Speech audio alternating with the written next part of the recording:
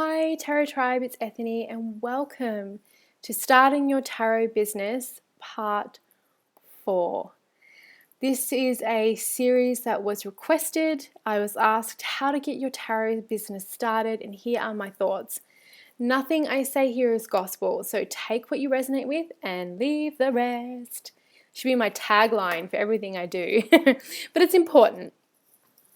So this advice can be used for oracle card readers, angel card readers, healers and energy workers as well. I use the tarot as my main spiritual tool, and I run a tarot business and academy. So this is the perspective on which I speak. So the last video training, I went over defining your offers and pricing. And if you missed that, I will put the link to the blog post below, which has the video and the workbook. So you'll get both of those things all in one.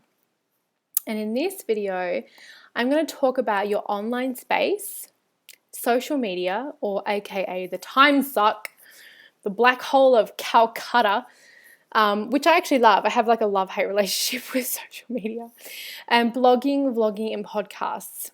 So this is a very, I want to say very brief, but it's an overview training. This is not meant to drill down and go into this in depth because we would need hours to do that for each one of these. But this is to give you at least a jump off point for each one of these and to get you thinking about how you can add your experience and you can connect and you can start sharing your work with the world.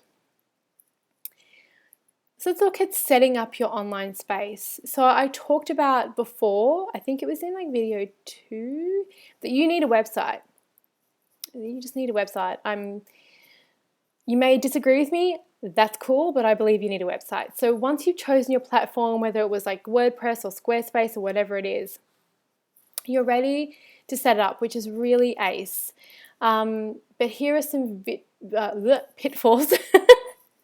Even professionals have days where they just can't talk. I've been, for setting your business up for success online. Keep it simple. Keep it simple. Just don't worry about flashy things and spending thousands of dollars. Keep it simple. The most important things about your web space is that it's very you, it's very welcoming, it has clear offers and calls to action, and it gives something back. Dude, if you can do those 4, you're rock and rolling. That's all you need to do. That is what a website should be. It should be about connection, welcoming you, and something for you to offer to the world. I'm going to drill down a little bit for each one of these things though. So it is you. It's your portfolio. It's your welcome card. It's your business card. Now, I have business cards. I rarely use them. Most people find me through the internet. It is your business card. Therefore, it needs to be you. It's another way of saying that, you are your brand. This whole brand thing. I'm going to talk about that at some point as well. People want to connect with the people that they are working with and buying from. Simple as that.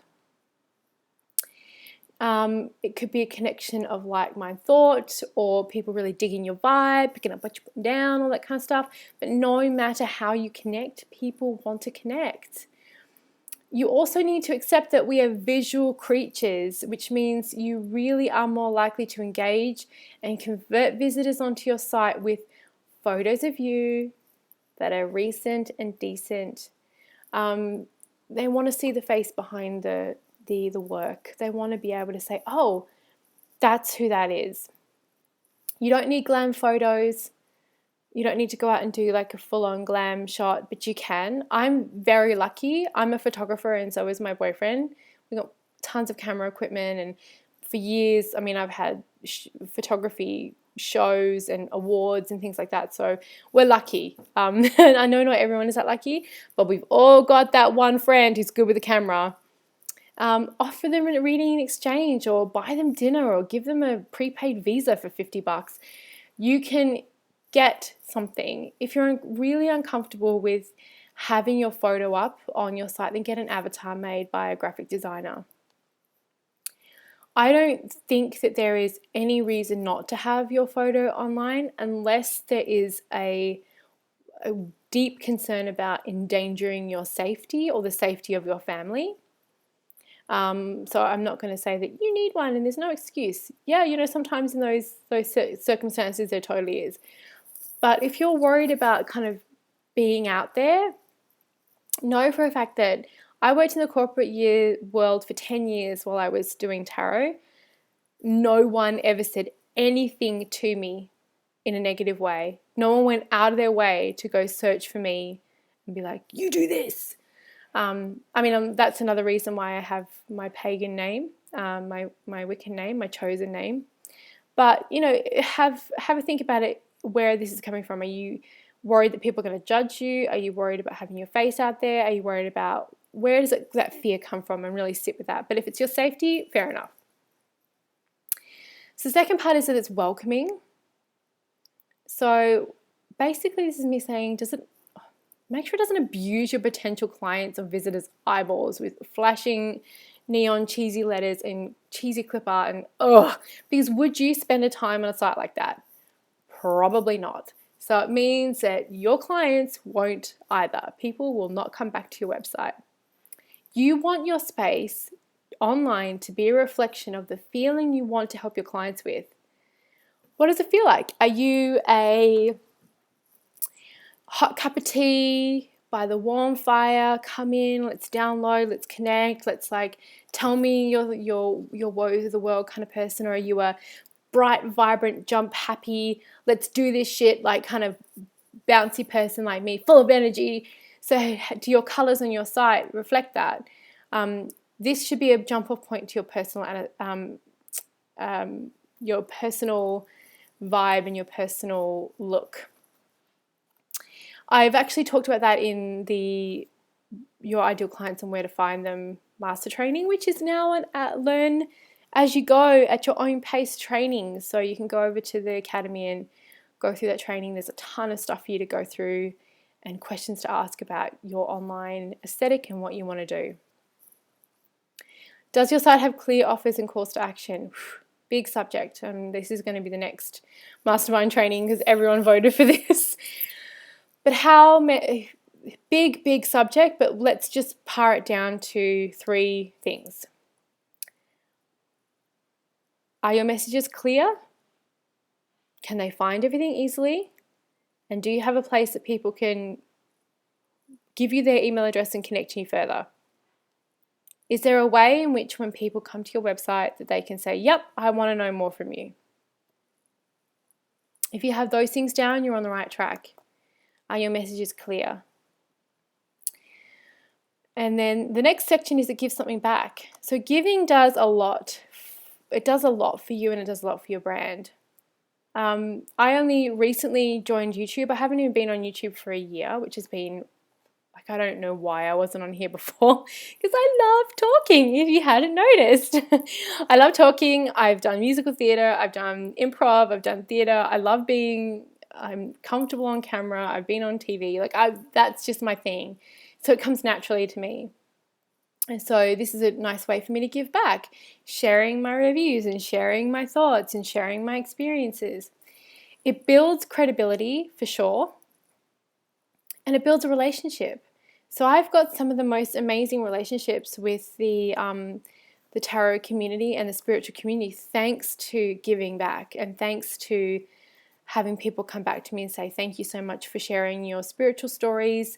I get emails every day, so it definitely builds a relationship. And when you give really good stuff, or when you give consistently, that's when you start leveling up your game. So, what do you want to share? And I talk about this again in the Ideal Clients thing. This was not meant to be a pitch thing for my training, honestly. I actually wrote this beginner's course months before I started doing the masterminds, but I hated what I recorded. I spent 4 hours recording all these videos and I hated it. I gutted the whole thing. I fleshed it back out again, and some of it is overlapping in regards to the mastermind training, which goes through this in depth. But it was not meant to be a way of being you go buy my training, because I freaking hate things like that. But I seriously believe that training has got some good shit in it, and people have been saying it does too. So I will, so it was not meant to be like that. So, what do you want to share? What do you like doing? Like I said, I love talking. I love being on Periscope. I love being on Instagram. Being a photographer, I love taking photos. So start there. What do you want to share? What do you like doing? So the rules of engagement online for social media. Oof. You got to be good at it.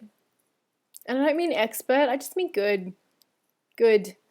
Don't go on Instagram or Pinterest if all you have is blurry photos, because it's going to be very limiting for you. It's a learned skill, so you can learn how to take better photos. Go take a photography course for Instagram. There are tons out there, and there's a ton of free shit on YouTube, so find that out too. You have to enjoy it. So if you hate writing, don't blog. People are going to know, or hire someone if you've got the cash. But if you aren't comfortable speaking, then Periscope maybe isn't for you, or YouTube isn't for you. But if you like talking and you don't like writing, then get a dictaphone. There are so many ways that you can hack around this. And you have to be consistent. You can't get anything. You can't get buns of steel, which I do not have right now, without consistently squatting or working out or engaging those muscles. It's exactly the same thing. So I say this about social media to all of my spiritual entrepreneur clients who do coaching with me. Pick 3 maximum social media platforms at the beginning and forget the rest. Add them to your toolkit, or add more to your toolkit as you go and as you get more comfortable and as you get more proficient. The last thing you want to do is spend all of your time on social media and no time getting anything done. So I use Instagram, Facebook, Twitter, Tumblr, Periscope, YouTube, and Pinterest. Those are the ones that I use, and I put them down there. There is Snapchat, and there are tons of them, but those are the ones that I use. But predominantly it's Instagram, Facebook, and YouTube. Twitter I've actually used quite a bit more in the last 6 months. Tumblr, I just push all of my content from Instagram to Tumblr. When I'm bored, I sometimes go on Tumblr and use it. Periscope I've just started using a little bit more, but my main ones are YouTube, Instagram, and Facebook. So just pick 3. And another thing is, just don't copy everybody else, and don't worry about what everybody else is doing. Focus on your own shit. I need that tattooed to like my hand, because even I have days. And then the last thing I want to touch on in this video is blogging, vlogging, and podcasts. So you can use any platform. You can use the social media platforms, or you can use a content-driven platform such as blogging, vlogging, and podcasting. The really good thing about these 3 is you can do that in your pajamas. You can do it in your undies if you want. You can be like, I'm wide and free and nobody knows about it because I'm doing it from my computer. So it's a wonderful way to connect to people, as long as, with the rules of engagement that I said, that you enjoy it, that you're consistent, and that you're reasonably good at it. And I recommend that you pick one of these content-driven platforms and stick with it at the beginning. Get really good at it and build a track record. Again, it's not to say you can't do it all, or that you shouldn't expand, or that I'm trying to limit you. It's that you don't want to get overwhelmed straight away. I wouldn't recommend getting overwhelmed. It can be quite daunting. I just realized my screen again I lower the screen resolution, the brightness, because man, Macs are like wicked bright. Okay, and then for me, I use vlogging and blogs. I do the same. I do a video, and then I'll have the written content over at Ethany, and I've started doing that consistently so that people who don't want to sit through a video, or who can't, can at least read the blog content. Here's the thing about blogging for me that is the linchpin in why I do this. Google, which everybody uses, or pretty much everyone, I'm sure that's that one person out there who's holding on to Bing like it's like the last thing on earth, because Google's, slated them at some point and they hate it now. Google is not going to send people to your Instagram feed, your Tumblr. They're not going to send you people to your Periscope account, your Snapchat account, unless people search for you and Instagram, or you and Tumblr. They may, if you Google down long enough, but they're probably going to send you to your website, and they're definitely going to send you to the YouTube account because Google owns YouTube. So for me, I use the platforms in which I know I'm going to enjoy and that I truly enjoy and that I'm going to be able to reach people.